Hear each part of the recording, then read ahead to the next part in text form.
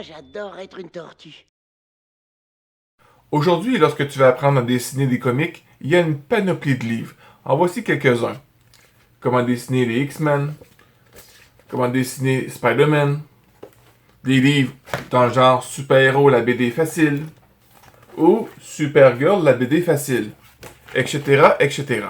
En 1986, Soulson Publication a décidé de publier une petite brochure à l'aide des auteurs Comment dessiner les Tortues Ninja. Bonjour et bienvenue, nous allons découvrir ensemble ce petit document. Alors voici le livre Comment dessiner Eastman et Laird, Teenage Mutant Ninja Turtle. Un petit magazine ou livre si vous voulez, c'est pas vraiment épais, c'est vraiment la grandeur d'un comic qu'on a aujourd'hui. Ça coûtait 2,25$ à l'époque américain, 3,25$ canadien, publié par Soulson Publication. Lorsqu'on rouvre ce document, nous pouvons voir un magnifique petit chef-d'œuvre des Tortues Ninja de Mirage Studio avec leurs bandeaux rouges et leurs armes respectifs. Moi, personnellement, ce sont mes tortues préférées. J'adore vraiment le monde de Mirage, ainsi que le dessin qui est fait par, justement, Peter Laird. Lorsqu'on rouvre le manuel, on peut voir les 4 tortues avec leur nom, ainsi que dans le petit carré ici, rectangle, il mentionne que les arts, les dessins sont faits par Kevin Eastman et Peter Laird, ainsi que certains petits dessins ajoutés sont faits par Rich Butler. Ce livre a été fait en 1986. Ça commence à dater un petit peu. Nous avons un peu la biographie, un peu des tortues et la représentation de chacune d'entre elles. Michelangelo, Donatello, publicité, Leonardo et Raphaël. Construction des têtes, comment faire des têtes du début à la fin, avec des indications et des astuces.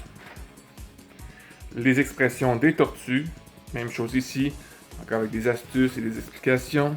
Les dents des tortues, ça continue ici avec les angles et la perspective du dessin. Le brouillon jusqu'à la finition. Comment faire justement une carapace des tortues, c'est pas toujours évident, surtout quand on commence à dessiner. Les mains des tortues, c'est une chose que dans le dessin, les mains sont quelque chose de compliqué à dessiner, surtout les mains humaines. On a les pieds et les jambes. Plus d'action. Comment rendre plus fluide l'action dans ta bande dessinée, en chacune d'entre les cases. Ici, nous avons un magnifique petit poster dessiné par Peter Laird en 1985. Moi, je trouve ça magnifique. Le genre, le style, je trouve ça tellement beau. On continue avec l'action dans les cases. Un dessin de Kevin Eastman.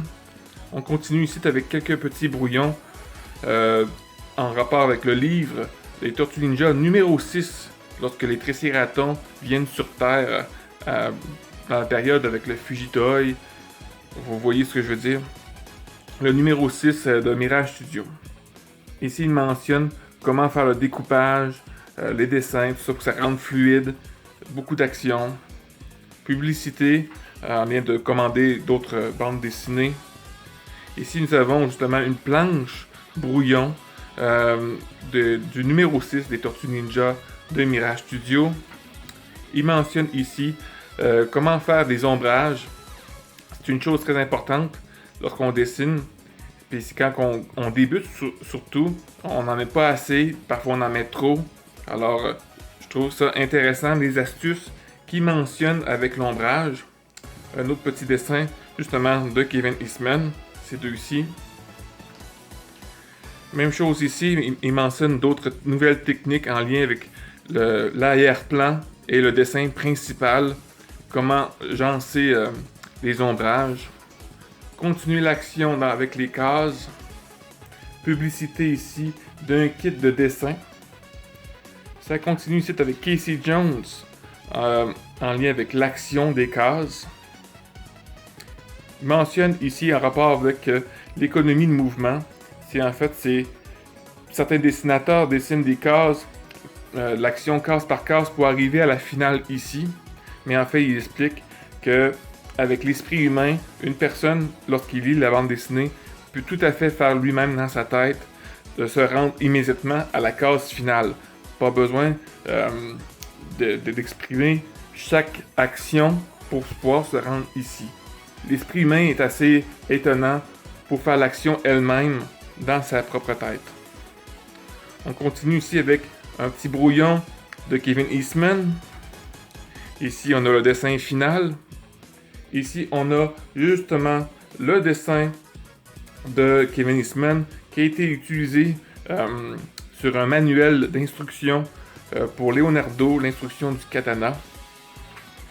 Et ça se termine ici avec un beau dessin de Raphaël fait par Kevin Eastman en 1985.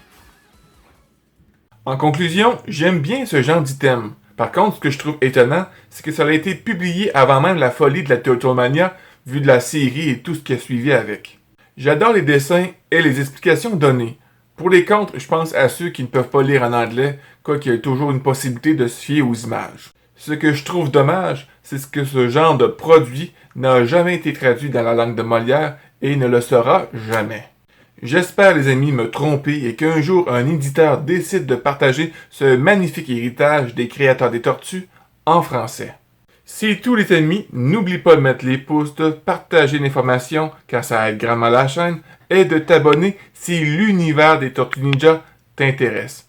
Sur ce, je te souhaite une excellente journée. Sois prudent parce que tu es important et on se revoit très bientôt. Bye bye.